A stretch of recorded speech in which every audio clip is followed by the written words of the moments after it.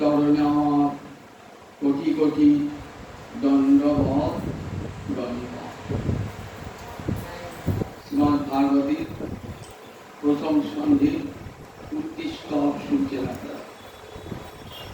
এর প্রতিটি শ্লোক এত মধুময় না, মনেও শেষ করা যায় না। একটা আখে কত রস থাকে তখন বোঝা যখন সেই একটু দণ্ডটাকে যদি সারের যন্ত্রে পেষণ করা হয় তাহলে গড়গড় গড়গড় করে ভাগবতের প্রতিটি শ্লোক ঠিক প্রতিটি শ্লোকে রসে ভরা। সাধু সাধু পদে পদে প্রত্যেকটা শব্দ এমন সুন্দর সুন্দর শব্দ প্রয়োগে শুনবে যে প্রতিটি শব্দই আমাদের কর্ণরোচক। কুন্তিদেবী বলেছেন যে হে গোবিন্দ, তুমি অকিঞ্চন বিদ্যায় নিবৃত্ত গুণবিদ্যায় আত্মা রামায়ণ কৈবল্য পথে। অকিঞ্চন বিদ্যায়, বিত্ত মানে ধন, অকিঞ্চন মানে যার কিছুই নাই, যার কিছুই নাই, নিশ্চয় ধন, তার কাছে তুমি পরম সম্পদ। অকিঞ্চন বিত্ত। এই জগতের ধন সম্পদ থাকলে সেই ধন সম্পদ ভগবানকে ভজতে দেয় না, কারণ সেই ধরে রাখা তো মাদকতা আছে না, কৃষ্ণ বিমুখ করে রেখে দেয়।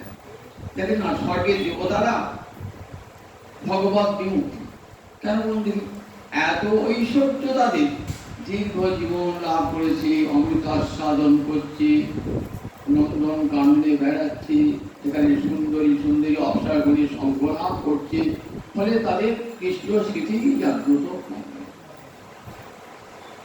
তাই কুন্তিদেবী বলছেন যে দেখো তুমি তো অকিঞ্চন বিত্ত, আমাদের যখন কিছুই ছিল না তখন তো তুমিই ছিলে, তখন তুমি ছিলে। দুর্যোধন দুঃশাসন প্রচুর আছে, তোমাকে তাই তারা বুঝতে পারে না। তুমি অকিঞ্চন বিদ্যায় নিবৃত্ত গুণবিদ্যায়, তোমাকে স্মরণ করলে পরে গুণের যে বৃত্তি, সে বৃত্তি ধ্বংস হয়ে যায়। গুণ মানে প্রকৃতির তিনটে গুণ, সত্য রজ তম। এই তিনটে গুণ আমাদের ভগবত ভজনের বাধক।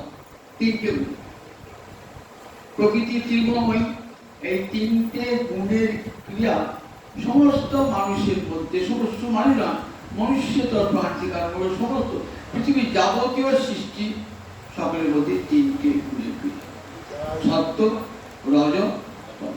দেখবেন গীতায় একটা যোগের নাম গুণত্রয় বিভাগ যোগ। দেখবেন এই তিনটে গুণের কেমন কেমন ক্রিয়া। তমগুণ একবার কি মানে মানুষকে অন্ধ করে রেখে দেয়, একবারে মানুষকে পশুত্বের স্তরে নিয়ে যায়। ভালো মন্দ হিতাহিত কাণ্ডাকাণ্ড কোনো জ্ঞান থাকে না, পশুর মতো প্রবৃত্ত হয়। এই তমগুণ যার মধ্যে মাথা চালা যায় না, সে বড় নির্বোধ, তাকে শত বোঝান তথাপি কিছুতেই তার চৈতন্য হয়। রজগুণ দেখবেন তাদের রজগুণ আঘাতমক বৃদ্ধি। রজগুণকে পৃথিবীটাকে রাঙিয়ে দেয়, এই টাকা পয়সা উপার্জন করবো, বাড়ি করবো, গাড়ি করবো, কত প্রকার সুখের কল্পনা আনিয়ে দেয় এই রজগুণ। এটা রজগুণের কাজ, উন্মাদনা সৃষ্টি করা, বিষয়ের প্রতি উন্মাদনা সৃষ্টি করা। আর এই দুটো গুণের উপর একটা গুণ রয়েছে সত্য গুণ। সেই সত্য গুণটা নির্মল এবং অজ্ঞান নাশক হলেও সেটা কিন্তু ভগবানকে পায়ে দিতে পারে না। আপনাদেরকে অনেকবার একটা গল্প শুনেছি, ঠাকুর রামকৃষ্ণের গল্প, সুন্দর করে গল্পের ছলে বুঝিয়ে দিয়েছেন যে সত্য রজ তম এই তিনটে গুণের ক্রিয়া। একটা বণিক যাচ্ছে, একটা বনের পথ ধরে সন্ধ্যা লেগে গেছে, সেই বনেতে তিনটে দস্যু থাকে। একটা দস্যুর গায়ের রং খুব ফর্সা, একটা দস্যুর গায়ের রং লাল আর একটা দস্যুর গায়ের রং কালো। 3 জনায় ধরেছে, ধরে সব যা জিনিসপত্র সব কেড়ে ধরে নিয়েছে। এইবার লাল রঙের চোরটা আর কালো রঙের চোরটা বলছে ছুরি বার করে মারলো ওকে বলে। তখন সাদা রঙের চোরটা বলছে আগে মেরে কি হবে, যা ছিল পেরে করে নেই, তোমার আর কোনো দরকার নেই। তাহলে কি করবো? বলে এক কাজ করবো, সত্যগুণে বুদ্ধি আসতো বলে কাজ করবো, যে আপনি মাথা থেকে কি করতে হবে বলে চলো ওকে ভালো করে লতা পাতা দিয়ে আমাকে বেঁধে দিয়ে যায়, ও পালাতে পারবে না। মনের লতা পাতা দিয়ে আমাকে বেঁধেছে না।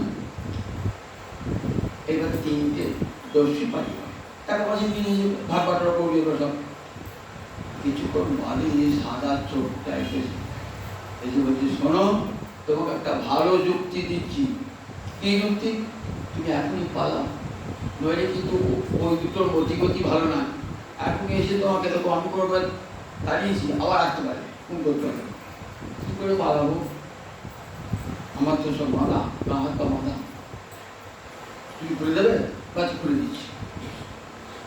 অন্ধকার হয়েছে, পথ তো খুঁজে পাচ্ছি না। ঠিক আছে, সে চিন্তা লতা পাতার বন্ধন খুলে দিল।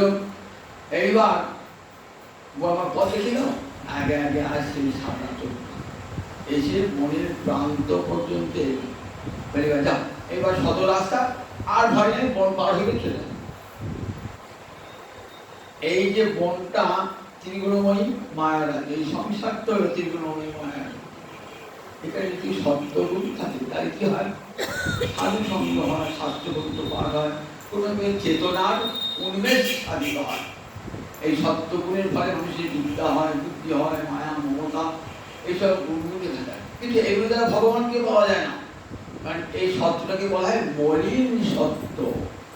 মলিন সত্য কেন বলে না? এই সত্যের উপরে রজতমের প্রভাব থাকে। একটা সাধু লোক সত্যগুণ দেখবেন মাঝে মাঝে এমন কাণ্ড ঘটিয়ে ফেলল, আমরা অবাক হয়ে যাই, লোকটা এত ভালো মানুষ কিন্তু এমন খারাপ কাজটা করলো কি করে? তবে জানতে হবে রজগুণের বা তমগুণের ক্রিয়া তার উপর হয়েছে। তাহলে দেখুন এই যে সত্যগুণটা, এই সত্যগুণটাকে বলে মলিন সত্য, কারণ তার উপরে রজগুণ এবং তমগুণের ক্রিয়া রয়েছে। 3টে গুণই কিন্তু প্রতি মানুষের আছে। একটা চোর ডাকাতের মধ্যে সত্যগুণ আছে, সত্যগুণ যে নাই তা নয়, আছে, কিন্তু অবদমিত হয়ে আছে। রজ আর তমগুণটা এত উঁচুতে আছে, সত্যগুণকে একবার দমিয়ে রেখে দিয়েছে। প্রতিটি জীবের মধ্যে 3টে গুণ আছে, সত্য রজ তম। সাধু ব্যক্তি যে তার সত্যগুণ থাকলেও রজতম গুণ আছে, সেই রজতম গুণটিকে দমিয়ে রেখে দিয়েছে। আবার যে রজগুণী তার মধ্যে কিছু সত্যগুণ আছে, তমগুণ আছে, সে ওই দুটিকে দমিয়ে রেখে দিয়েছে। আবার যে তমগুণী তার মধ্যে সত্য রজ আছে, কিন্তু তমগুণটা এমন প্রবল উঠেছে, সত্য রজ দমন করেছে। এই 3টে গুণ হলে এই যতক্ষণ পর্যন্ত ত্রিগুণান সমতিত্ব গীতাতে বলেছেন, এই 3টে গুণ অতিক্রম না করছি ততক্ষণ ভগবত প্রাপ্তি ঘটে না। 3টে গুণকে সম্যকরূপে অতিক্রম করে তবে ভগবানকে পাওয়া যায়। এই 3টে গুণে ত্রিগুণময়ী জগৎ, এই বনের উদাহরণ দিলেন, বনটা হলো ত্রিগুণময়ী জগৎ। এই ত্রিগুণময়ী জগৎ থেকে মুক্তি পাওয়ার জন্য কি হয় না? সত্যগুণের দরকার, সেই সঙ্গে সাধু সঙ্গের দরকার। ভগবানের দূত হয়ে সাধু আসেন, গুরু আসেন, জীবকে পথ দেখাবার জন্য নিয়ে যান। ওই যে বনের পথটা যে দেখিয়ে দিল, দেখুন ও তো সাধু, কিন্তু সাধু সঙ্গ হলেই কৃষ্ণ পাওয়া যাবে। সৎমানুষ সঙ্গ, সত্যগুণী মানুষ সঙ্গ নেই, কিন্তু ভগবান পাওয়া যাবে না যতক্ষণ 3 গুণকে অতিক্রম করেছেন এমন গুরুপাদ পদ্ম লাভ না হবে। একটা রাজার ছেলে, সে চতুষ্পাটিতে পড়তে যায়, তখনকার দিনে তোল ছিল তো, স্কুল কলেজ ছিল না তো, তার রাজার ছেলেটাকে কে নিয়ে যায়? না রাজার আগে চাকর ফিরত, সে প্রতিদিন নিয়ে যায় গাড়ি করে, আমার গাড়ি করে। ছেলেটা কিন্তু আর 5 জনের সঙ্গে মিশতে ইচ্ছা হয়, কিন্তু মেয়ে রাজা ছেলে তো মিশতে পারে না। বড় লোক একটা অহংকার গায়ে, তো আজকে মিশবি না বলা আছে। সেটা মনে হয় ছেলে খেলা, সব ছেলে খেলা করতে পারে না, খুব খেলা করতে ইচ্ছা হয়। একদিন যে সময় ছুটি হওয়ার কথা তার আগে ছুটি হয়ে যায়। খেতে ভালো, আমি লোকের যাস নাই, এখানে খেলে দিই এই বলে অন্যান্য বছর খেলতে বনের মধ্যে ঢুকে গেছে।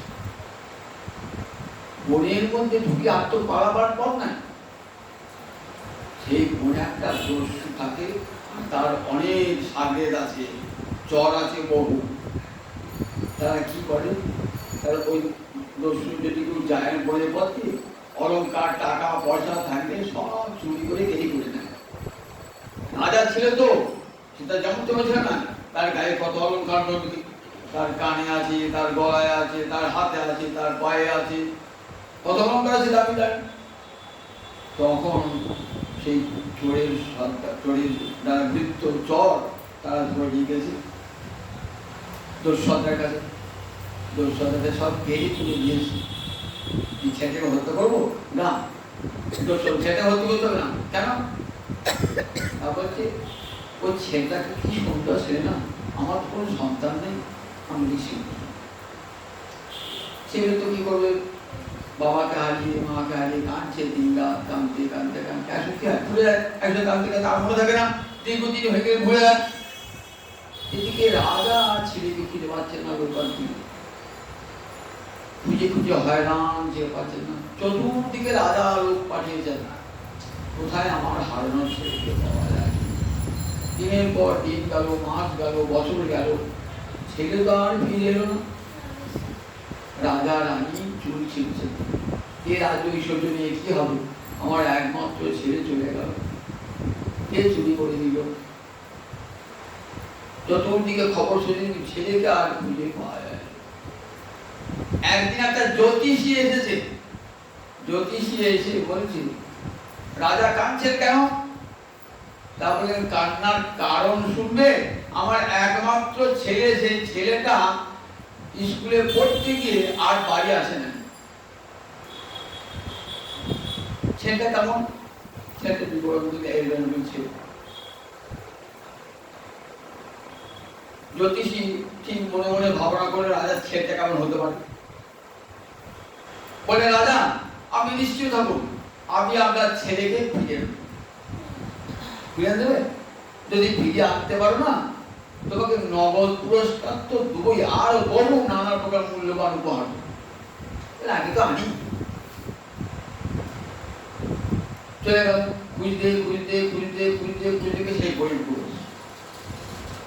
বনে ঢুকে ভাবছে আমাকে তো মারবে, কৌশল করে যাচ্ছে। সবারই হাত দেখছে, হাত দেখে বলছে দেখো এই তোমার এই হবে এই হবে, বলছে তো বুঝেও যাচ্ছে, বিশ্বাস করো সবাই। চলো সর্দার কাছে, চলো সর্দার কাছে গেল। বাচ্চা ভালো জ্যোতিষী বলছে, সব বলেছি, কোন ভবিষ্যৎ বর্তমান সব বলে দিচ্ছে। থাকো তুমি জ্যোতিষী, যতদিন খুঁজে আমার এটা থাকো।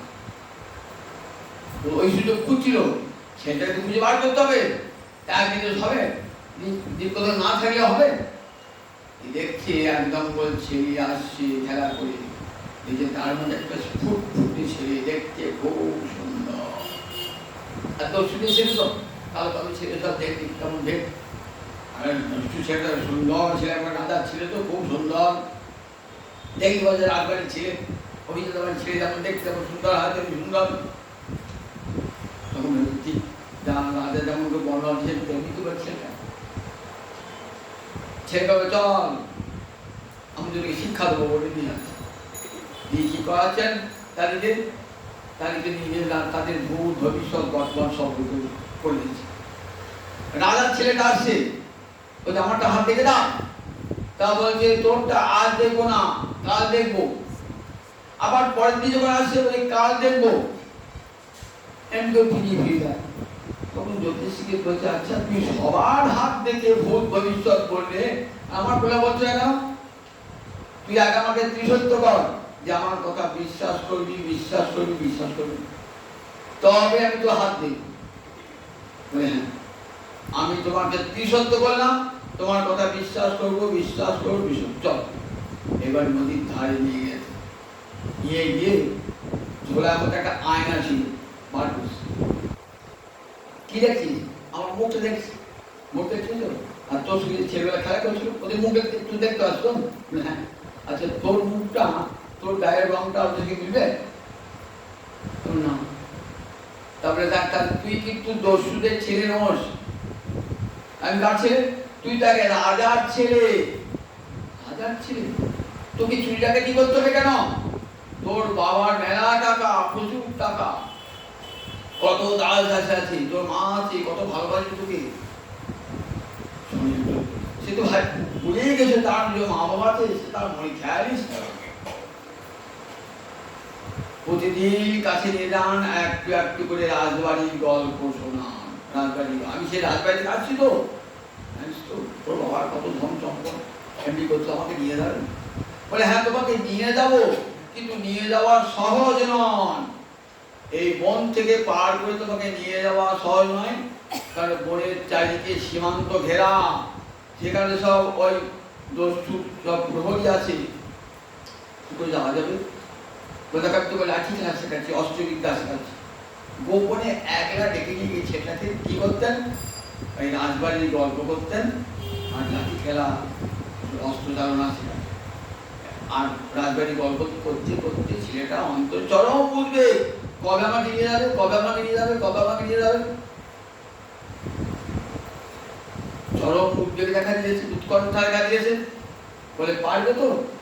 মনের সীমান্তে প্রহরী দাঁড়িয়ে আছে, তাকে হত্যা করতে পারবে তো? বলে হ্যাঁ।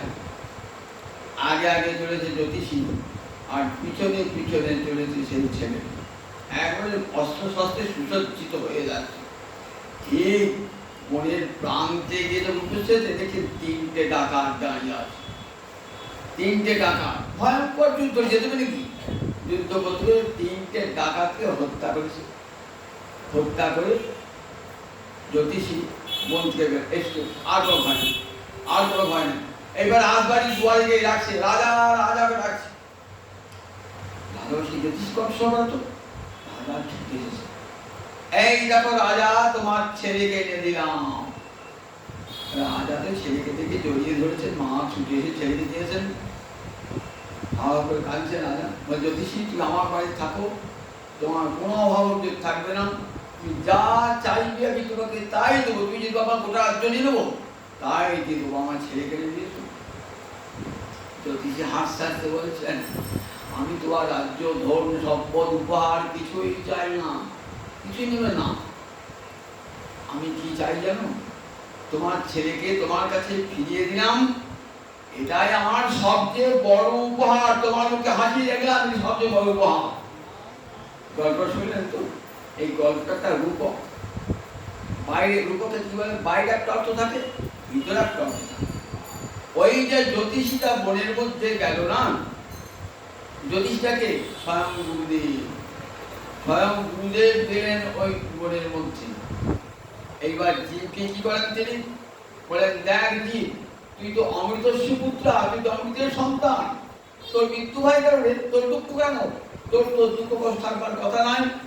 তুই এখানে এসেছিস বলেই এত দুঃখ, এত কষ্ট। এই মায়ার জগতে, ত্রিগুণময়ী মায়ার জগতে, সত্য রজতম ত্রিগুণময়ী মায়ার জগতে এসেছিস, তাই তোর এত শোক দুঃখ মোহন। তুই তো রাজার ছেলে, বিশ্বের সম্রাট গোবিন্দের সন্তান, তুই তো সেখানে কোনো দুঃখ শোক কিছুই নাই, পরম আনন্দের ঐশ্বর্যের ভোগের জায়গা, সেখানে পরম আনন্দের জায়গা। কি করে যাবো? যাওয়া কিন্তু সহজ নয়। কাছে নিয়ে গেছেন, শাস্ত্র পেয়ে দেখাচ্ছেন, দর্পণ আর শাস্ত্র এক, দর্শন এক। গুরু দর্শন শাস্ত্র পেয়ে দেখান, জীব তুমি কে? কৃষ্ণের নিত্য দাস। জীবের স্বরূপ হয় কৃষ্ণের নিত্য দাস। তুমি তো কৃষ্ণের দাস, তুমি তো কৃষ্ণের অংশ। মই বাংশ জীবভূত, জীবলোকে সনাতন। গীতা করে এই দেখ, এই দেখ তুই কে? তুই গোবিন্দের অংশ, গোবিন্দের দাস। সুতরাং তোর কোনো দুঃখ নাই, তোর অশান্তি নাই, শোক নাই, মৃত্যু নাই। এখানে মায়ার জগতে এসে শোক দুঃখ কষ্ট পাচ্ছিস। আয় তোকে আমি নিয়ে যাবো কোথায়? যে জগতে মৃত্যু নাই, যে জগতে অন্ধকার নাই, যে জগতে কোনো অসৎ বস্তু নাই, সেখানে তুমি নিয়ে যাবো। মৃত্যুর মা অমৃতঙ্গময় তপসমা জ্যোতির্গময়, মৃত্যুর মা অমৃতঙ্গময় অসুধ মা সৎগময়। এটাই তোমাদের আর্য ঋষির প্রার্থনা ছিল। যখন গুরুদেব ঠিক এমনি করে বলে দেখো যাওয়া যাবে না, তার জন্য সাধন করতে হবে। সাধন বলে বলিয়ান না হলে সংসার ত্যাগ করে যাওয়া যাবে না। সাধন গুরুদেব যেভাবে দীক্ষা দান করেন, দীক্ষা দিয়ে তাকে সাধন শেখান। সাধন ভক্তি করতে করতে করতে যখন কৃষ্ণ রতি জাত রতি হয়ে যাবে, তখন সাধক আর ঘরে থাকবে না, পাগল হয়ে ছুটবে। যখন কৃষ্ণ প্রেমী হৃদয় আসবে না, ওই বাঁশিটি বাজাবেন গোবিন্দ আর ছুটবে, যেমন গোপীরা ছুটেছিলেন না, তেমনি করে সাধক ছুটবে কৃষ্ণের চরণ পানে। কে যাবে আগে আগে? গুরুদেব যাবেন আগে আগে, পশ্চাতে পশ্চাতে শিষ্য। এইবার বিশ্বের সম্রাট গোবিন্দের কাছে যখন পৌঁছে দেবেন তার ছেলেকে, গোবিন্দ গুরুদেবকে বলেন কি চাও বলো। আমার হারানো সন্তানকে আমার কাছে এনে দিয়েছো, তুমি কি চাও বলো। বললেন কিছুই চাই না গোবিন্দ, আমি তোমার হারানো ছেলেকে জীবকে তোমার কাছে এনে দিলাম, এটাই তো আমার বড় পুরস্কার।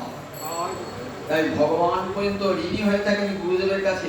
বললেন আমার বামে তুমি সব সময় থাকবে। গুরুদেবের স্থান কোথায়? ভগবানের বামে গুরুদেবের স্থান। আগে তোমার পূজা করবে, তারপর আমার পূজা হবে। আগে গুরুদেবের পূজা, তারপরে ভগবানের পূজা। আগে গুরুদেবের কৃপা, তারপর ভগবানের কৃপা। যদি গুরু কৃপা না হয়, কোনো দিনই ভগবানের কৃপা লাভ হবে না। এটি শিক্ষা দেয়। নিমিত্ত গুণবৃত্ত হয়। যখন সাধু সঙ্গ জীব পায়, তখন নিমিত্ত গুণবৃত্তি, সমস্ত গুণবৃত্তি থাকে না। তখন কোনো ভগবানের কাছে কি চাওয়া পাওয়া বলে থাকে না। ভগবানের কাছে জীবের জীব চায়, তখন ভগবানের কাছে কিছুদিন চায় না। জীব আজ তো রবীন্দ্রনাথের জন্মদিন, বিশ্বকবি রবীন্দ্রনাথের জন্মদিন। রবীন্দ্রনাথ বলেছে আমরা ভগবানের কাছে চাই, কিন্তু ভগবানকে দিই না কিছু। ফুলের জগতে পড়ে এমনই কেবল দাও ধনম দেহি, জয়ম দেহি, যশ দেহি, বিষ দেহি, তিনবার ভগবানের দুয়ারে ভিখারি ফেলেছি ভগবানের। কিন্তু বিনিময়ে ভগবানকে কিছু দেবো নিয়ে একবার চিন্তা করে দেখুন, নিজেরা কত ভালো মন্দ খাই, ঘরে গোপা লেগেছি, সব থেকে বাতাসা, সব যে পচা কলাটা ভগবান জানি অপচয় আনি। নিজেরা কত ভালো মন্দ খায়, কিন্তু ভগবানের সেবায় লাগে আছো। বাড়িতে তো গোপাল আছে, আমি গোপাল সেবা করি, খুব গোপাল সেবা এনে আলমারিগুলোকে দিয়েছো, কোনদিন মনে দুটো দিলে আমি সকাল থেকে দিয়েছো, বাতাসায় পিঁপড়ে ঘুরছে, তো বাতাস লাগিয়ে দিয়েছে। আমি বহুবার দিকে দেখেছি, তুই বাতাসা দেওয়া আছে আর পিঁপড়ে ঘুরছে। গোপালের সেবা হয়ে গেল। ঠিক আছে, তো কেমন ভালোবাসি গোবিন্দকে। আর গোবিন্দ না গোবিন্দ আমার ছেড়ে যেন মানুষ হয়, আমার মেয়ের যেন ভালো বিয়ে হয়, আমার যেন বাড়ি হয়, গাড়ি হয়, দেবো না কিছু তোমাকে, বিনিময়ে যেন পাই, দেবো না কিছু। কতখানি স্বার্থপর, কতখানি জীবন আমরা। একজন কাছে আমি একটা গল্প শুনি। গীতাঞ্জলি কবিতায় একটা কবিতা আছে, কবিতাটা আমি গদ্যে বলে দিচ্ছি। গীতাঞ্জলিতে রবীন্দ্রনাথের সিলেক্টেড কবিতা পাঠানো হয়েছিল, সেটি তিনি নোবেল পুরস্কার পেয়েছিলেন। তার মধ্যে একটা কবিতা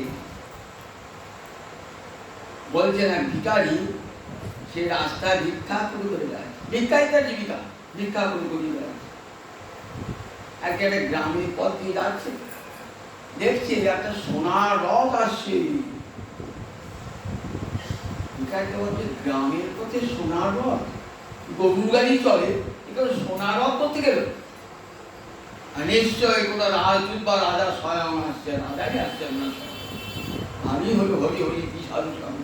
আজ তার মুখ থেকে বেরিয়েছিলাম আজকে, আর ভিক্ষারি করতে হবে সারা জীবন। আর রাজ দর্শন মানে ভগবত দর্শন, তখন তিনি বলতে রাজ দর্শন মানে ভগবত দর্শন, রাজা ভগবানের অংশ।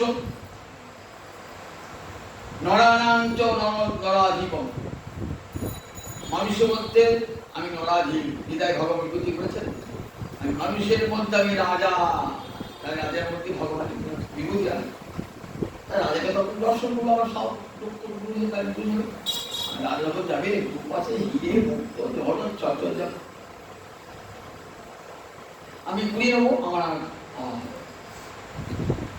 একবারে রথটার সামনে এসেছে, রাজাকে দেখছে। রাজা একবারে ঘাস বুকুর করে আসছে, অজস্র স্বর্ণালঙ্কার, ধীরে ধীরে নামলো। ভাবছে আমার বোধহয় কিছু দেবার জন্য আসছে, রথ থেকে নেমে। ওমা দেবেন কি? রাজা এসে হাতটা পেতেছে দিদি ভাবছেন আমার সঙ্গে ঠাট্টা করছে। এই কি ঠাট্টা করছো ঠাকুর? ঠাট্টা করি নাই, তোমার কিছু দে। পাওয়া তো দূরের কথা, ঠাকুর হাত পেতে চাইছে, আমার তো কিছু দেবার নাই। দু একবার ভিক্ষা করেছি, একটা চালের দাম আমার করে দিলাম, রথ চলে গেল। কিছুই তো পেলাম না, হিরে জহরাত কিছুই তো সরল না, চলে গেল রথখানা। দূর দূর আমার জীবনে দুর্ভাগ্য আর ঘুরবে না। রাজাই দেখো আর যাই দেখো, বাদশাহী দেখো, আমার জীবনে দুর্ভাগ্য ভগবান রেখে দিয়েছেন, এই দুর্ভাগ্য আর করে দিন। এইবার সন্ধে দেখেছে, বাড়ি ঢুকবে তো, সন্ধ্যে কাছাকাছি ছোট্ট পুজো ঘর, যা পেয়েছে চাল ডাল আলু ফিরে ফেলতো, ঢেড়েছে উঠি মেঝে ফেলেছে। দেখছে একটা সোনার দানা, সোনার দানা তো কেউ জানে না, একটা চালের দানা দিয়েছি, বিনিময়ে একটা সোনার দানা পেয়েছি। যদি সব চালগুলো দিতাম সবটাই সোনা হতো, নিজের জীবনটাই দিতাম, তাহলে জীবনটা আমার স্বপ্নময় হয়েছে। কবিতাটার নাম কৃপণ কবিতা, খেয়াকাব্যের কবিতা, কৃপণ কবিতা। দেখেছেন রবীন্দ্রনাথ, দেখেছেন যেমন রবীন্দ্রনাথ ভগবত ভক্তি চলেছে, যে ভগবানের কাছে আমরা চাই, কিন্তু ভগবানের কাছে কিছুই আমরা দিই না ভগবানকে। জগৎ জীবের চৈতন্য খুলে দিয়েছেন, ভগবানের কাছে সব রব, কিন্তু ভগবানকে দেব না কিছু। যে ভগবান সর্বস্ব দিয়েছেন, আমার অন্তরই অন্তর মম বিকশিত করো অন্তরতর হি, আমার হৃদয়কে তিনি নির্মল করতে, আমার হৃদয়ের মাঝে সব শুনেছেন। আমার যা কিছু জালিয়াতি লুকোচুরি সব ভগবান ধরে বেড়ায়, আমি ধরতে পারবো না, কিন্তু অন্তরতর ভগবান আছে। দেখুন এত পয়সা খরচ করছি ভগবানের, সেরকম রবীন্দ্রনাথ কত ভগবত বিশ্বাস ছিলেন। বলছে আমার কবিতা লোকে করে টানা টানি, তোমার পানে ধায় তার শেষ অর্থ খানি। যে যদি আমার কবিতার অর্থ করুক, তার শেষ অর্থ তোমার চরণে পানে। আনন্দ লোকে মঙ্গলা লোকে বিরাজ সত্য সুন্দর, মহিমা তো উদ্ভাসিত মহানগর বিশ্ব জগত মণিভূষণ বেষ্টিত জগৎ। এই কবিতা ভক্ত ছাড়া কেউ লিখতে পারে? করুণা তো অবিশ্রাম জীবনে মরণ, এমন করুণা তোমার যতদিন বেশ থাকবো ততদিন করুণা, মৃত্যুকালের পরও তোমার করুণা। তোমার করুণা ছাড়া এক মুহূর্ত বাঁচতে পারি না। কতখানি ভগবানের সুদৃঢ় বিশ্বাস, নইলে বিশ্বকবি হতে পারেন। বিশ্বকবি কতখানি অন্তরে সুযোগ। জোড়াসাঁকোর ঠাকুর পরিবারটাই ছিল বৈষ্ণব পরিবার, বৈষ্ণবদের অভাবের কাজ ছিল। ওখানে ওই বাড়িতে বরদানশীল বাড়ি তো, কিন্তু বৈষ্ণবীরা অবাধে ঢুকতেন, এবং সেখানে বৈষ্ণব পদাবলী কীর্তন রবীন্দ্রনাথের খুব প্রিয় ছিল তো, পদাবলী কীর্তন নিজেও রবীন্দ্রনাথ পদাবলী দিয়েছেন। ভানু সিংহের পদাবলী, রবীন্দ্রনাথের পদাবলী, গোবিন্দাস বিদ্যাপতি এদের পদাবলী পড়ে না, রবীন্দ্রনাথও বৈষ্ণব পদাবলী শিখেছেন। মরণলী তুহু মম শ্যাম সমান, রবীন্দ্রনাথের ভানু সিংহের পদাবলী পড়ে দেখবেন, সব এই বৈষ্ণব পদাবলী দিয়ে ভর্তি রবীন্দ্রনাথ।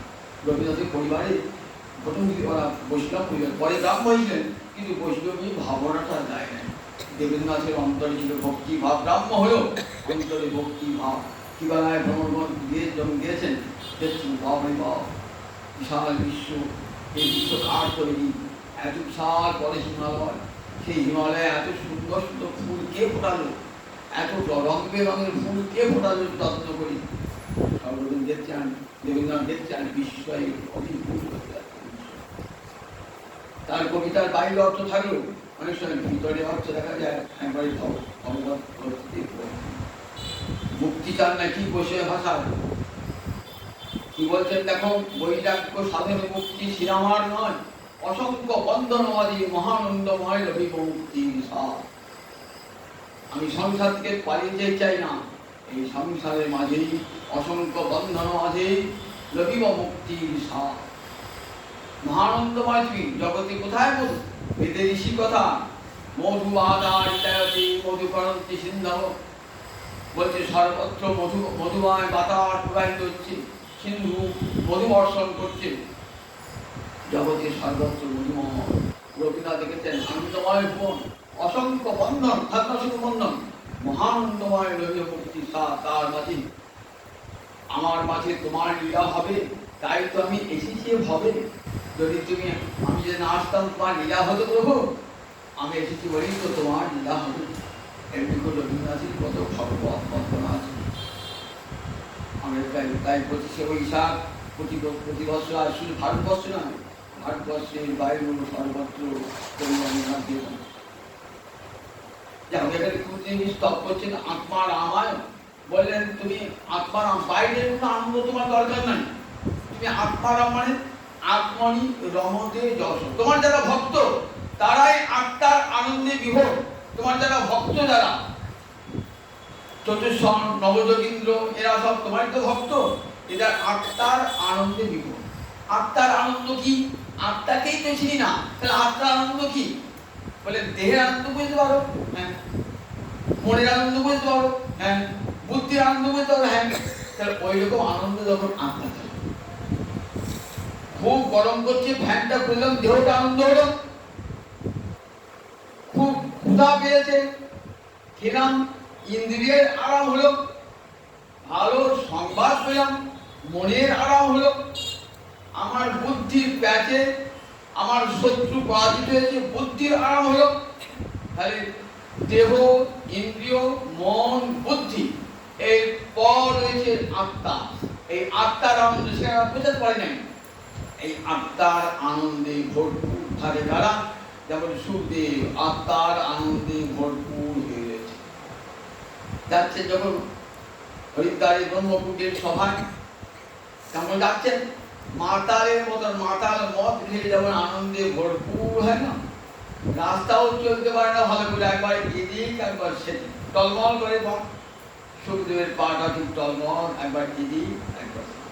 জঙ্গম ভাগবত প্রেম মদিরা পান করেছেন, কৃষ্ণ দেবে হৃদয়টা ডুবে আসে, গাল দিচ্ছে, গায়ে থুতু দিচ্ছে, ঢিল মারছে, বোঝই নাই, দেহস্মৃতি নাই, দেহস্মৃতি নাই। গোপীদের যেমন দেহস্মৃতি নাই, গাল সংসার খুব বাহাদার, তাদের দেহস্মৃতি নাই। সুখদেবের এরকম দেহস্মৃতি নাই, আত্মার আনন্দে ভরপুর। নবযোগীন্দ্র আত্মার আনন্দে ভরপুর, চতুর্শন আত্মার আনন্দে ভরপুর, তাদের দেহস্মৃতি পর্যন্ত নাই। এই আত্মার, তাহলে আত্মারামের শিরোমণি তিনি, আত্মারাম তার চরম সেবা করে, তাহলে গোবিন্দ তো আত্মারাম। কৈবল্য কত এনো বলে দেখো, তোমাকে একটা প্রণাম জানালে পারে কৈবল্য লাভ হয়ে যায়। কৃষ্ণ প্রণামী ন পুনর্ভবায়। গোবিন্দ চরণে যেটা প্রণাম জানানো হয়, 10টা অষ্টমের যজ্ঞ করলো, আবার ঘুরে ফিরে আসতে হবে। কিন্তু গোবিন্দ চরণে দেখো নমো ব্রহ্মণ্য দেবায় গো ব্রাহ্মণ হিতায় জগদ্ধিতায় শ্রীকৃষ্ণায় গোবিন্দায় নমো নমঃ। একবার যদি কেউ গোবিন্দ চরণে একটা প্রণাম জানায়, আর তাকে মাতৃ জঠরে আসতে হবে না। এই গোবিন্দ জগতে তুই সর্বত্র সম, মন্যেতাং কাল মিশানং। গুরুদেব বলছেন তা অনামি নিধনামি বিভু বিভু সমং চরন্ত সর্বত্র, সমং চরন্তং সর্বত্র। বলছে দেখো হে গোবিন্দ, তুমি কেমন, তুমি সাক্ষাৎ কাল। গীতার বিষ্ণু রসযোগ করেছেন তো, যখন দেখছেন ভগবানের অনন্ত মুখ, প্রতি মুখে আগুন জ্বলছে, কালা নরসন্নিমান, বাবা একটা মুখ দেখেছিলাম, আর গোবিন্দের এত মুখ। অর্জুন তো অবাক হয়েছে, আমার রথের সারথি দেখতে আমার মতনই, এত মুখ কি করে হলো, এতগুলো মুখ দেখছেন নাকি অবাক বিশ্বে। জানো কে তুমি ঠাকুর? ও ভগবান তুমি কে? বলছেন কালস্মি, আমি সাক্ষাৎ কাল। ঈশানম কালমি লোকক্ষয়কে, লোকক্ষয় করবার জন্য আমি আবির্ভূত হয়েছি। তুমি যুদ্ধক্ষেত্রে ভয় খাচ্ছ, দেখবে যাদের সঙ্গে যুদ্ধ করবে তারা কোথায় দেখবে? দেখো, দেখছেন গোবিন্দের দেহ সব মৌজে পড়ে আছে। ভীষ্ম, দ্রোণ, কৃপ, কর্ণ, দুর্যোধন, দুঃশাসন সব মৌজে পড়ে আছে। তুই হত্যা করবি কি? আমি তো আগেই হত্যা করে রেখে দিয়েছি। ময়া হতাংস্থান জহিমা ব্যতিষ্ঠা, জহিমা ব্যতিষ্ঠা। আমি তাদেরকে ময়া হতাম, আমার তাদের আগে নিহত আছে। জহি, তুই তাদেরকে হত্যা করো। মা প্রতিষ্ঠা, দুঃখ পেও না। এটা কালের স্বভাব, কালের ধর্মে ওদের বিনাশ হবে। তুমি সেই বিনাশটি নিমিত্ত মাত্র ভাবো সভ্যরাজি, তুমি নিমিত্ত মাত্র। কাল যা করাবে তা করবে। জগতে এমন কেউ আছে যে কালের অধীন নয়? জগতে সবাই কালের অধীন। রাজা হতে প্রজা, সবাই পশু পাখি কীট পতঙ্গ সব দেবতা পর্যন্ত কালের অধীন। কাল মানে একটি করে ঘন্টা যাচ্ছে, মিনিট যাচ্ছে, দিন যাচ্ছে, মাস যাচ্ছে, বছর যাচ্ছে, চক্রাকারে ঘুরছে। তো একটি করে দিন চলে যাওয়া মানে কাল আমার জীবন থেকে একটা দিন খেয়ে নিল। আবার দিনটা গেল, একদিন চলে গেল, আমার কাল আমার জীবন থেকে একদিন খেয়ে নিল। এমনি করে কাল সব খাচ্ছে, কাল সর্বগ্রাসী। কাল এমনি সব কাউকে বাকি রাখে না, সবাইকে কাল আস্তে আস্তে আস্তে আস্তে গ্রাস করছে। আস্তে আস্তে আস্তে আস্তে একবারে মৃত্যুর দিকে কাল নিয়ে যাবে। কালের প্রভাব থেকে জগতে কেউ বাঁচতে পারে না। সুতরাং যখন কালই আমার সুখদাতা, কালই আমার দুঃখদাতা। ঠিক যে সময় সুখের কাল হবে ঠিক সুখ এনে দেবে, যে সময় দুঃখের কাল হবে তখন কাল আমাকে দুঃখ এনে দেবে। কেউ রোধ করতে পারবে না, কেউ রোধ কাল এনে দেবে। জগতে সবাই কালের অধীন। জগতে আমি এরকম কাল আমাকে দেখছিল, একবার দেখলে তোমার রথে এলাম, কত করুণাময় পাখা মুখখানা। আবার একটু ভয় দেখছিল, আমার দুটো মূর্তি। আমি কখনো দয়াল, কখনো ভয়াল। কখনো যে আমার ভয়ের মূর্তি দেখে তো, আবার দয়াল মূর্তি দেখো। যুদ্ধ শেষ হয়ে গেছে, কুরুক্ষেত্র যুদ্ধ শেষ। অমাবস্যার দিন, অগ্রহায়ণ মাসের শুক্লপক্ষের তৃতীয়ায় ত্রয়োদশীতে যুদ্ধ শুরু হলো। অমাবস্যার যুদ্ধ শেষ হলো 18 দিন যুদ্ধের পর। মরা পড়াবার আর কেউ নাই, সব দেহগুলো পড়ে আছে কুরুক্ষেত্রে, মাঠে পড়ে আছে। সবাই গিয়ে দেখছে, পড়ে আছে, সব বড়াগুলো পড়ে আছে। স্ত্রীরা গিয়ে স্বামীর বুকের উপরে কাঁদছে, মা ছেলের উপরে বুকের কাঁদছে। চিল, শকুনি, কুকুর ঘুরে ঘুরে বেড়াচ্ছে। সন্ধ্যা লাগ হয়েছে, তখন কৃষ্ণ বলছেন, সঞ্জয় আমি যাব কোথায়? আমি যাব হস্তিনাপুর, রাজধানীতে যাব। না ঠাকুর যেও না, এখন গুপ্তচর বসেছে, এই ভয়ঙ্কর রাত্রি, অমাবস্যা রাত্রি, ভয়ঙ্কর উল্কাপাত হচ্ছে, যেও না। সঞ্জয় চিনেও ভগবানকে চিনছেন, তো চিনেও ভগবানকে চিনছেন। সঞ্জয় যাই হোক আমাকে যেতেই হবে। হস্তিনাপুর রাজবাড়িতে কি করবেন? সেখানে অন্ধকার, তো কিছুই নাই, অন্ধকারই আমাদের জোর করে দিলেন। বিশাল অট্টালিকা, অট্টালিকার উপর উঠেছে একটি ঘরে বসে কে কাঁদছেন? ধৃতরাষ্ট্র গান্ধারী চোখের জল কাঁদছে। একটি কোণে আলো টিম টিম করে আলো জ্বলছে। গোবিন্দ গিয়ে কি করলেন? গোবিন্দ গিয়ে একবার গান্ধারীর চোখে জল মোছাচ্ছেন, আর একবার ধৃতরাষ্ট্রের চোখে। যিনি এত বড় যুদ্ধটা ঘটালেন ভয়ঙ্কর রূপ ধারণ করে, আবার তিনি গিয়ে গান্ধারীর চোখের জল মোছাচ্ছেন, ধৃতরাষ্ট্রের চোখের জল। দুটো রূপ ভগবানের, কখনো কঠোর, কখনো কোমল। প্রয়োজনে তিনি কঠোর, কঠোর আসবে কঠোর। আবার যখন মৃদুনী কুসুমাদেবী, বজ্রাদেবী কঠিন, বজ্রের কঠিন। আবার কখনো কুসুমের চোখ, কোমল হৃদয়। ভগবানেরও কান্না পাচ্ছে, বিকাশ চোখে দিচ্ছে। রাজধানী বলছি, বাবা তুমি আমার একটা ছেলে রাখতে পারছো? তুমি তো ভগবান, তুমি সব পেয়েছো, একটা ছেলে আমার মুখে আগুনের মধ্যে কেউ রইল না। বলছেন, দেখো মা, তোমার বাক্যকে আমি দেখো মা, তোমার বাক্যকে সুরাহ্য করেছিলাম। তুমি কি বলেছিলে? যত ধর্ম তত জয়। এই মা, তোমার মহিমা জগৎকে দেখাবার জন্য আমি দেখো তোমার পুত্রগণকে বিনাশ করেছি। যত ধর্ম, তোমার বাক্য চিরকাল সত্য হয়ে থাকবে। ধর্ম যেখানে, জয় সেখানে। তোমার বাক্যকে সত্য করেছি। একদিকে কেমন করুণা, আবার একদিকে কেমন নিষ্ঠুর ভগবানের রূপ, ভয়ঙ্কর রূপ ভগবানের। আর একদিকে ভগবান এখানে কুন্তি বলছেন, দেখো তুমি ভয়াল, তুমি আমার দয়াল। আবার তোমার তো কেউ প্রিয় নাই, তোমার কেউ আর অপ্রিয় কেউ নাই, তোমার শত্রু নাই, তোমার বন্ধু নাই, উদাসীন লোকে হবে। দেখো কৃষ্ণ শুধু পাণ্ডবদের বন্ধুত্ব করেন, কৌরবদের চোখে দেখতে পারেন না। বললেন ভুল ধারণা। বললেন দেখো, গোবিন্দকে দর্শন করে সমস্ত কৌরবেরা স্বর্গে লাভ করেছেন, বৈকুণ্ঠপতি লাভ করেছেন কৌরবেরা। দেখেছো? তাহলে ভগবান যাদেরকে হত্যা করলেন তারাই আবার কোথায় গেল? তারাই আবার মুক্তি লাভ করলো। হতারই গতিদায়ক। যার প্রতি তিনি নিষ্ঠুর হয়েছেন তাকে মুক্তিদান করছেন এমন ভগবান। দেখেছো? তারপর দেখো মানুষ কি করে, তারা কুমতি, তারা বিচার করতে জানে না। তারা বলে দেখো ভগবানের কোনো পক্ষপাতিত্ব নাই, ভগবানের প্রিয় কেউ নাই, ভগবানের অপ্রিয় কেউ নাই। জীব, প্রতিটি জীব আপন আপন কর্মফল ভোগ করে, সেই কর্মফলের ভোগে কখনো সে ভগবানের প্রিয় হয়ে যায়, কখনো ভগবানের অপ্রিয় হয়ে যায়। ওই যে দেখো সূর্য যখন ওঠে তখন সূর্যালোকটা সব জায়গাতে করে। ধনী দরিদ্র বিচার করে নাকি? রাজা পূজা বিচার করে নাকি? যে সূর্যকে গাল দেন সেখানে বিচার করে নাকি? সেখানেও সে সূর্য আলো দেয়, কিন্তু সূর্যের আলো দেওয়ার ক্ষমতা সবার থাকে না। একটা আতস কাজ থাকে, দেখবেন না, সূর্যের দিকে ধরে রাখে না, দেখবেন সে আতস কাজ এমন শক্তি না, আপনি ঘরের গাদায় দিলেন, আপনি আগুন দিয়ে দেবেন, আগুন দিয়ে দেবেন। তাহলে এবং অন্য একটা পাথর পাচ্ছে না কেন?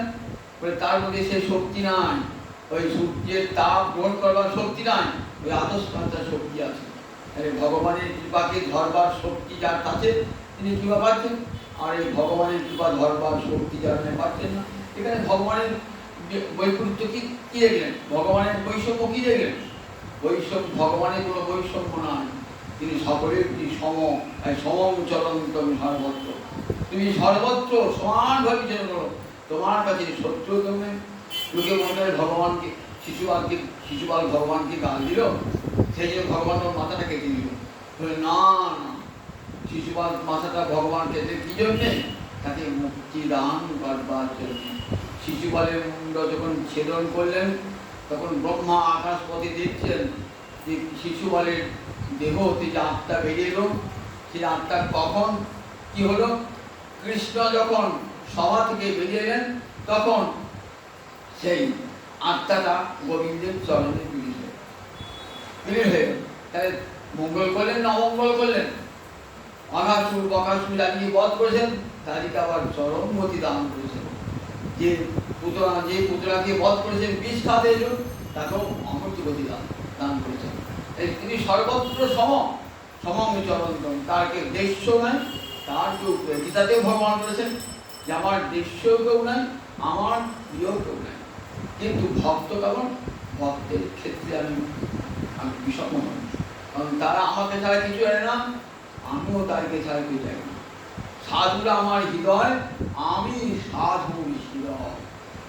দুর্বাসাকে বলছেন, দুর্বাসা দেখো তুমি আমার সাধুর কাছে অপরাধ করেছো, ভক্তের কাছে অপরাধ করেছো, আমি তো তোমাকে রক্ষা করতে পারবো না। রক্ষা করার ইচ্ছা থাকলেও আমি তোমাকে রক্ষা করতে পারছি না, আমার ইচ্ছা তোমাকে রক্ষা করতে পারছি না। কেন? তা বলছি দেখো না, ওই সুদর্শনটা কোথায় চলে গিয়েছিলাম? কোথায় গেছে? আমার ভক্তের কাছে চলে গেছে। আমার ভক্তের কাছে সুদর্শন চলে গেছে, তবে সুদর্শন হাত থেকে যদি রক্ষা পেতে হয় আমার কাছে পাবে না, আমার ভক্তের কাছে দাও। দেখুন ভগবান ভক্তের ক্ষেত্রে কেমন বিষম। যাও, যখন গেলেন অম্বরীশের কাছে, অম্বরীশ প্রার্থনা জানালেন, এরকম হে সুদর্শন, তুমি সাক্ষাৎ, তুমি অগ্নি, তুমি জ্যোতি, দেখো তুমি আর এই ব্রাহ্মণ আমার ভগবান গোবিন্দের প্রতি আমার প্রতি গোবিন্দের বিন্দুমাত্র কৃপা থাকে, তাহলে দ্বিজ ভবতু বিজয়, এই ব্রাহ্মণ সন্তান সঙ্গে সঙ্গে সুদর্শন গোবিন্দের কাছে ফিরে চলে গেল। গোবিন্দের কাছে তারপরে দেখো, আমি সর্বক্ষেত্রে সমান গতি, কিন্তু ভক্ত আমাকে সব সময় চায়, ভক্ত আমাকে সব সময় আঙুলে ধরে থাকি, কখনো আমার কাছ থেকে যেতে চায় না ভক্ত। ভক্ত কারণ আমার ভাবে শরণাগতি গ্রহণ করে না, আমি ভক্তের কোনো বিপদ আসতে দিই না। প্রহ্লাদকে যখন ভগবান এত হিরণ্যকশিপু এত অত্যাচার করছেন, দেবতাকে রাখছে, দেশ ঠাকুর আমরা যে মরে গেলাম, বলে তোমরা মরলো আমি যাবো না। কখন যাবো জানো? যখন আমার প্রহ্লাদের গায়ে আঘাত হবে, তখন প্রহ্লাদায় যদা দুঃখে, ভক্ত মহিমা দেখাবার জন্য প্রহ্লাদায় যদা দুঃখে, আমি প্রহ্লাদের অঙ্গে একটা আঘাত করুক, দেখো আমি ছুটে চলে যাবো। প্রহ্লাদের অঙ্গে আঘাত করলে আমি ছুটে যাবো। এই প্রহ্লাদের অঙ্গে আঘাত করলো, আর ভগবান বড় উচিত, যত বর পাক না কেন, বলে যত বড় সমিতি সার্বে হোক না কেন, আমি তাকে বলতে পারবো। ভগবান সেটা দেখো, মায়ের কোলে যখন শিশু থাকে, তখন মশা মাছি যা ছেলে কোনো চিন্তা নেই, তারা মাই তারা মাই ছিল, তারা মশা মাছি সব তারা, কুকুর আসুক বিড়াল আসুক, মাই তারা নিশ্চিন্তে সে ঘুমছে। যেন ঠিক তেমনি গোবিন্দের চরণ করে যারা আছে না, তার ঠিক যেরকম ভগবান আমার সব দায় দায়িত্ব সব তোমার উপর অর্পণ করছেন, শরণাগত প্রভু। এই যখন শরণাগত হয় জীব গোবিন্দের চরণে, সব দায়িত্ব ভগবান নিয়ে নেন। মা যখন ছেলে রক্ষা করে সব দায়িত্ব নেন, ভগবান বললেন দেখো, সক্রিয় প্রপন্ন তবাজ বিচ্ছ যাচতি অভয়ং সর্বদা তস্মৈ দদাম্যে তৎপ্রসন্ন। একবার যদি কেউ বলে হে গোবিন্দ আমি তোমার চরণ তলকে আশ্রয় করলাম, তাহলে আমি তাকে অভয় দান করি, এটা আমার ব্রত, ভক্ত রক্ষা আমার ব্রত। যুগে যুগে আমি ভক্তকে রক্ষা করি, তাই অভক্তিকে রক্ষা করি না। আমি অসুরকে যেমন দমন করেছি, তেমন অসুর আমার সন্তান, সুর আমার সন্তান। কিন্তু লোকে মনে করে ভগবান অসুরের জিনিস না। একটা মায়ের 5টা ছেলে থাকলে 2টো বদমাইশ, 3টে ভালো, মা তুমি সর্বদিকে সমান চুকে রাখেন। কিন্তু 2টো ছেলে অন্য 3টে ছেলে বলছে আর করতে, মা কি করেন চর চাপটা মেরে ঘরে ঘুরে শাস্তি আনেন। কেন? কারণ চৌকি মানি। তারপরে কিন্তু তারপর তার মা বিরোধিতা নাই, ঠিক অন্য সন্তানকে যেমন ভালোবাসেন, তেমনি দুষ্ট ছেলেটুকু তেমনি ভালোবাসেন। ভগবান সুরকেও যেমন ভালোবাসেন, অসুরকেও তেমনি কৃপা করেন। কত উদাহরণ রয়েছেন দেখুন। প্রহ্লাদ অসুর বংশে জাত, প্রহ্লাদের পুত্র বিরোচন কত অসুর বংশে তার জন্ম, তখন ভগবান থেকে রক্ষা করেছেন। বলিগীতি পার করেছেন। বানাসুর ওই বংশে জন্মিয়েছে, বানাসুর, বানাসুরের সহস্র বাহু ছেদন করছেন, শিব ছুটে গিয়েছে, আমার মানুষের শিব ভক্ত তো, বলে রক্ষা করো আমার ভক্ত। বলে হ্যাঁ আমি কথা দিয়েছি না, বললাম এই কথা তোমার বংশে যারা আসবে তাদের সব অপরাধ তোমার করবো আমি। অহংকারটুকু দূর করলাম, অহংকারটুকু আমি ওই 4টে বাহু রেখে দেবো, আর সব বাহু সেবন করে বানাসুর। অসুরের প্রতি কম কৃপা, যেহেতু ভক্ত বংশে জন্মিয়েছে, তাই অসুরই ভগবান জগতের সর্বত সমচরণ করুন, সর্বত্র তার সমবুদ্ধি, কেউ দেশ্য নাই, কেউ প্রিয় নাই, কিন্তু ভগবানের কার কাছে প্রিয় হবেন। বলে দেখো আমরা তো ভগবানের প্রতিবিম্ব, আমি যখন ভগবানকে ভালোবাসছেন, ভগবানের গলায় মালা পরাচ্ছেন, ভগবানকে ভোগ নিবেদন করছেন, বলে ভগবানের প্রয়োজন নাই, তবু দিচ্ছেন তো। ভগবানের ক্ষুধা নাই, তৃষ্ণা নাই, কিছুই নাই, কিন্তু সাহায্য পুজোও চান না, কিছুই নাই, তাকে সব সে গুরুগোপীরা সাজিয়ে রেখেছে, তার সাজাবার প্রয়োজন নাই, কিন্তু আপনার সাহায্য গ্রহণ করছেন, আমরা আহার গ্রহণ করছেন, কেন? আপনার সেবা গ্রহণ করে আপনাকে কৃতার্থ করবো। আমার সেবা অবিলাস ভাগে নরোত্তম দান, নরোত্তম বলছে আমি তোমার সেবা চাইছি প্রভু, তুমি তো আমার সেবা চাও নাই, আমি তোমার সেবা চাইছি। কিরকম? আয়নায় যখন মুখ দেখে, নিজে সেজে বুঝে আয়নায় মুখ দেখছেন, তখন কি দেখছেন? নিজের মুখটা কি দেখছেন? আমরা তো গোবিন্দের প্রতিবিম্ব, গোবিন্দকে সাজালে কি দেখি? আমি নিজেই সজ্জিত হই, গোবিন্দকে ভালোবাসলে আমি নিজেই সুখ পাচ্ছি। এই ভগবান তাই নরোত্তম দাস ভাগে সেবা বিনা, তাই আমরা ভগবানকে ভোজন করাই যে ভগবান সেবা নাও প্রভু, তুমি সেবা যদি জানি তোমার সেবা দরকার নাই, তথাপি আমার সেবাটার দিকে আমি কৃতজ্ঞতার্থ, তুমি কৃতজ্ঞতার্থ। এই জন্যই ভগবানের ভোগ লাগায়, ভগবানকে সাজায়, ভগবানকে মালা করায়। এইবারই ভগবানের কিছু প্রয়োজন নাই, কোনো কিছু প্রয়োজন নাই, কিন্তু আত্মারাম আত্মারামে বিভোগ। কিন্তু জীব তাকে ভালোবাসে এমনই যে তাকে সাজায়, পূজায়, ভালো মন্দ খাওয়া। ভগবান সেটি গ্রহণ করেন। কেন? দেখো ভক্ত, আমি তোমার জিনিস দিলাম, তোমার জিনিস শুধু আমার জিনিস খেয়ে গেলেন। সুদামা, আমি ছোট বলে অগ্রাহ্য করি নাই, তোমার জিনিস খেয়েছি, তুমি চিত্ত তো খেয়েছেন বলে শিলহের খোলা মোচা কেটে খেয়েছেন ভগবান। যখন তাই দেখেন, দেখো যত ক্ষুদ্র বস্তু আমরা কেন ভক্তি মেশানো আছে তো সেটা আমি এমনি করে ভক্তিকে কৃতার্থ করে দেবেন ভগবান। তাই বলে তিনি ভগবান যারা শত্রু তাদের প্রতি বিরোধী নন, তাদের পরম গতি দান করেন ভগবান। এটি 5 বুদ্ধি দেবী আর ভগবানের কাছে নিবেদন করলেন, হে গোবিন্দ, তুমি সকলের প্রতি সমান, সকল তোমার সমান হবে, তোমার দৃশ্য করুণায়, তোমার প্রিয় করুণায়, তোমার লীলা জগতে বোঝবার ক্ষমতা কারণে এটা আমার আগামী দিনে হবে। জয় জয় জয় জয় জয় জয়।